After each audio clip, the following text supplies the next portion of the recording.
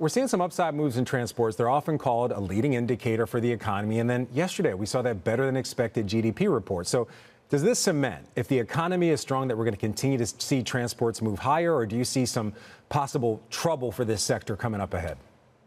Well, look, the market's going to be anticipatory. So the fact that the GDP number was good on a trailing basis is having less of an impact on the stocks than we think. The market's anticipation that Fed easing combined with some rational policy decisions getting past the election is going to lead to a pickup in economic activity, pickup in freight demand, tighten up the surface transportation market, and that's going to lead to a better outlook for all of freight transport. On the passenger side, obviously, if we're moving out of the recessionary fears, I think the market can start to think about airlines avoiding the worst of what would happen in an economic contraction.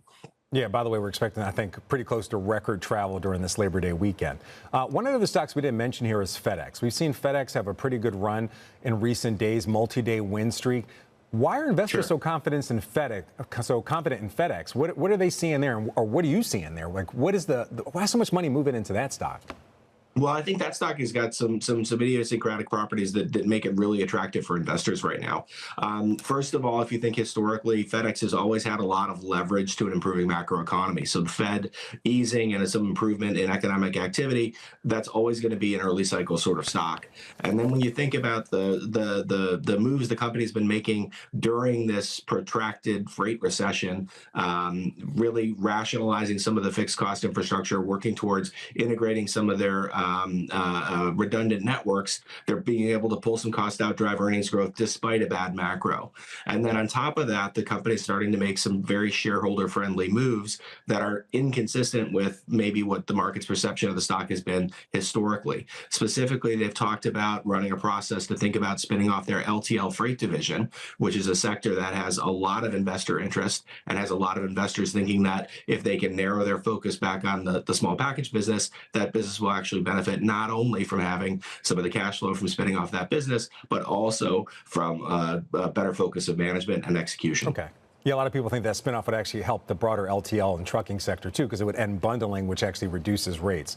You put a lot of research out about that, but we do want to move on. I spoke with the CEO of Maersk earlier this week. I want to play for you what he said. I want to get your take on it. We've seen in the first part of the year significant growth in the U.S. market. There was an inventory correction on the base last year. This is gradually coming down as the comps are improving, but we continue to see an underlying growth of between 3 and 5% in terms of volumes, which I think points to this resilience that we continue to see in the global economy. And just for clarity, we were talking about the upcoming holiday season. Were you surprised at all by those comments? We continue to talk about the consumer, quote unquote, being under pressure.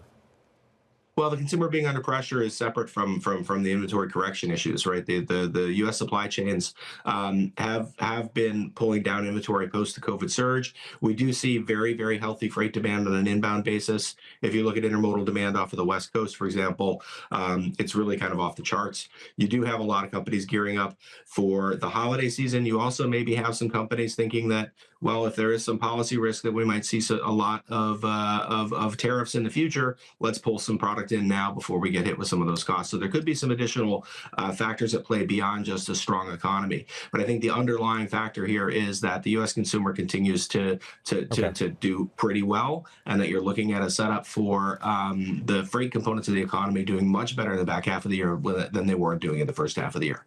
All right, Dave, one last question. We're almost out of time, but I do want to talk to you about the risk, the possible risk of strikes at the East Coast Gulf ports and Great Lakes ports. That union meeting next week, their contract expires on September the 30th. How big of a risk is that for the U.S. supply chain and for a number of these stocks that we're talking about? Well, I think it's going to be a risk in terms of headline risk. I think that the East Coast port workers are going to be looking for something better than their West Coast brethren have gotten, and that could lead to some disruption, some freight flows shifting back from east to west or east to Gulf Coast, or back from Eastern Coast ports back to West Coast ports.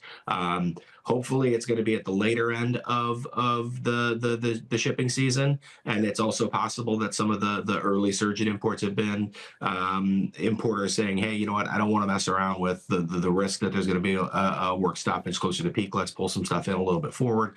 But I do think you are going to have a lot of headlines around automation and the risks of port workers kind of potentially disrupting things. Whether or not they actually go on strike is TBD. There's no way to really handicap that at this point.